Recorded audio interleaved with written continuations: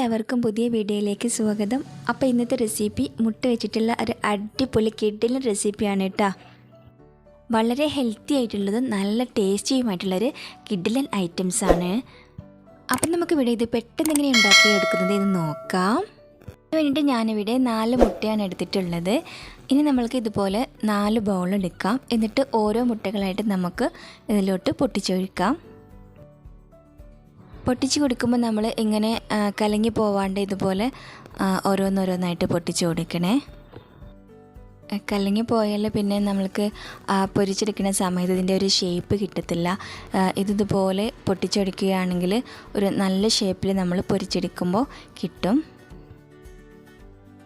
അപ്പോൾ ഞാനിവിടെ എല്ലാം പൊട്ടിച്ചെടുത്തിട്ടുണ്ട്. ഇനി നമ്മൾക്ക് ഇതിങ്ങനെ പൊരിച്ചെടുക്കുന്നതെന്ന് നോക്കാം. ഇനി ഞാനിവിടെ ഇതുപോലെ ഒരു പാൻ എടുത്തിട്ടുണ്ട്. ഇനി നമ്മൾക്ക് ഇതിലോട്ട് കുറച്ച് പച്ചവെള്ളം ഒഴിച്ചു കൊടുക്കാം. കൂടുതലൊന്നും വേണ്ട. ഇവിടെ വെള്ളം നന്നായിട്ട് തിളക്കണം. പെട്ടെന്ന് തിളക്കാനായിട്ട് നമുക്ക് മൂടി വയ്ക്കാം. അപ്പോൾ ഇവിടെ വെള്ളം നന്നായിട്ട് തിളച്ച് വന്നിട്ടുണ്ട്. ഇനി നമുക്ക് ഓരോ മുട്ടകളായിട്ട് നമുക്ക് ഇതിലോട്ട് ഇട്ട് കൊടുക്കാം. ഇങ്ങനെ ഓരോന്നോരോന്നായിട്ട് നമുക്ക് മുട്ടകൾ ഇട്ട് കൊടുക്കാം. ഇട്ട് കൊടുക്കുന്ന സമയത്ത് നമ്മൾ കൈ പൊള്ളിപ്പോവരുത്. നല്ല തിളച്ച വെള്ളത്തിലേക്കാണ് ഇട്ട് കൊടുക്കുന്നത്. അപ്പോൾ അതുകൊണ്ടാണ് കേട്ടോ. ഇനി ഇതുപോലെ എല്ലാം നമുക്ക് ചെയ്തെടുക്കാം. അപ്പോൾ ഞാനിവിടെ 4 മുട്ടയും ഇട്ട് കൊടുത്തിട്ടുണ്ട്. ഇനി ഇത് ലോ ഫ്ലെയിമിലിട്ടിട്ട് ഒരു 5 അല്ലെങ്കിൽ 6 മിനിറ്റ് വേവിച്ചെടുക്കണം. ഇത് സ്പൂണ് വെച്ചിട്ട് കയ്യിൽ വെച്ചിട്ടോ ഒന്നും ഇളക്കി പോവരുത്. ഇത് ഇതുപോലെ തന്നെ മൂടി വെച്ചിട്ട് വേവയാണ് വേണ്ടത്. മേലോട്ട് ഇങ്ങനെ ഒന്ന് പൊങ്ങി വരുമ്പോൾ നമ്മൾക്ക് മൂടി വെച്ച് കൊടുക്കുക. തീ കൂട്ടി വെക്കേണ്ട. തീ കൂട്ടി വെക്കുമ്പോൾ ഒരു ഡ്രൈ ആയി പോവും. അപ്പോൾ ഇവിടെ നമ്മൾ മൂടി വെച്ചിട്ടുണ്ടെങ്കിൽ നമുക്ക് തുറന്ന് നോക്കാം. ഇതേ കണ്ടോ, ഇതുപോലെ നല്ല സോഫ്റ്റായിട്ട് ഇരിപ്പുണ്ട് കേട്ടോ. ഇതുപോലെയാണ് നമുക്ക് കിട്ടുക. ഞാൻ ചെയ്തെടുത്തത് ചെറുതായിട്ട് പൊട്ടിപ്പോയിട്ടുണ്ട് കേട്ടോ. ഇത് പൊട്ടിപ്പോവാണ്ട് നടുവിലിങ്ങനെ കുഞ്ചിയായിട്ട് മേലോട്ട് ഇങ്ങനെ ഒരു ഫുൾ കവർ ചെയ്തിട്ട് ഇങ്ങനെ വെള്ള കവർ ചെയ്തിട്ട് നടുവിലായിട്ട് തന്നെ ഇത് കിട്ടും കേട്ടോ ശരിക്കും ചെയ്യുകയാണെന്നുണ്ടെങ്കിൽ. ഇനി പൊട്ടിപ്പോയാൽ കുഴപ്പമൊന്നുമില്ല. ഇതിങ്ങനെ കഴിക്കാനായിട്ട് നല്ലൊരു ടേസ്റ്റിയാണ് കേട്ടോ. ഇത് നമ്മൾ നല്ല പുഴുങ്ങിയ മുട്ടൻ്റെ ഒരു ടേസ്റ്റ് അല്ല കേട്ടോ, വേറെ ഒരു നല്ലൊരു ടേസ്റ്റാണ് ഇതിന് കിട്ടുന്നത്. നമുക്കിതുപോലൊരു തവി എടുക്കാം. എന്നിട്ട് നമുക്ക് എണ്ണ ഒന്ന് തൂവി കൊടുക്കാം.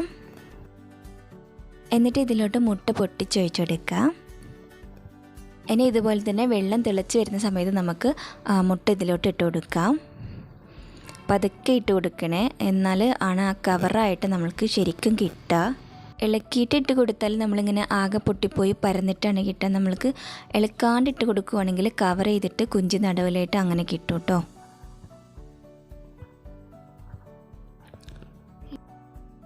എന്നിട്ട് ഇതുപോലെ തന്നെ ലോ ഫ്ലെയിമിലിട്ടിട്ട് നമുക്ക് മൂടി വെച്ചിട്ട് ഒരു 5-6 മിനിറ്റ് വേവിച്ചെടുക്കാം.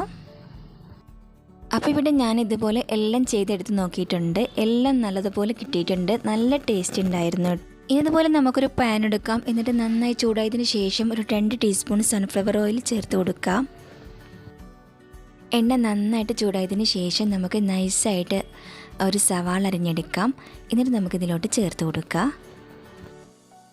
ഇത് ചെയ്തെടുക്കുന്നത് നമ്മൾ മുട്ട വെച്ചിട്ട് ഇതിൻ്റെ ഒരു ഗ്രേവി ഉണ്ടാക്കാനാണ് കേട്ടോ.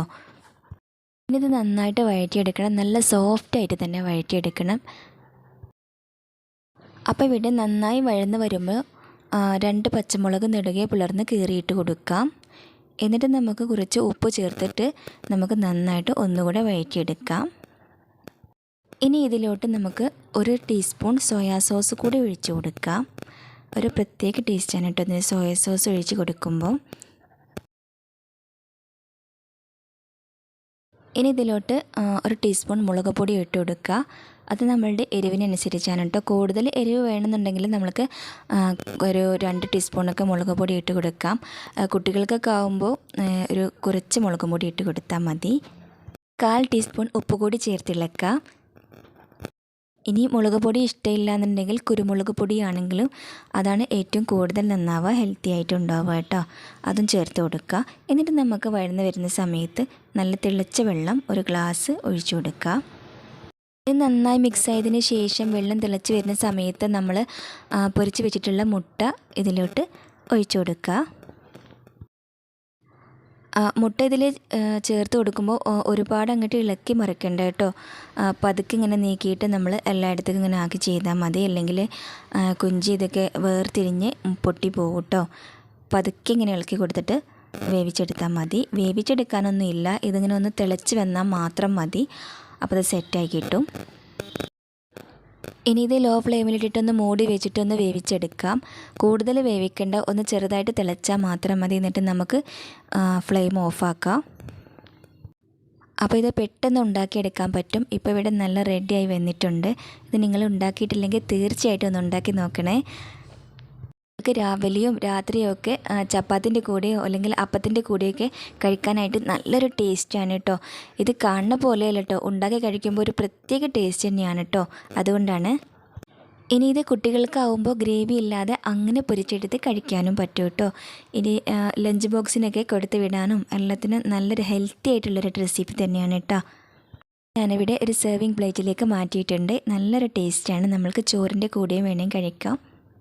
അപ്പോൾ നിങ്ങൾക്ക് എൻ്റെ വീഡിയോ ഇഷ്ടപ്പെടുവാണെങ്കിൽ സബ്സ്ക്രൈബ് ചെയ്യാത്ത കൂട്ടുകാരുണ്ടെങ്കിൽ സബ്സ്ക്രൈബ് ചെയ്യുമ്പോൾ നിങ്ങൾ ബെല്ലൈക്കണിൽ കൂടി ഒന്ന് അമർത്തിയേക്കണേ.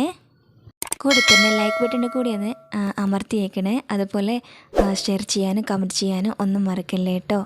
അപ്പോൾ നമ്മൾക്ക് അടുത്ത വ്യത്യസ്തമായിട്ടുള്ള പുതിയ വീഡിയോയുമായി വീണ്ടും കാണാം.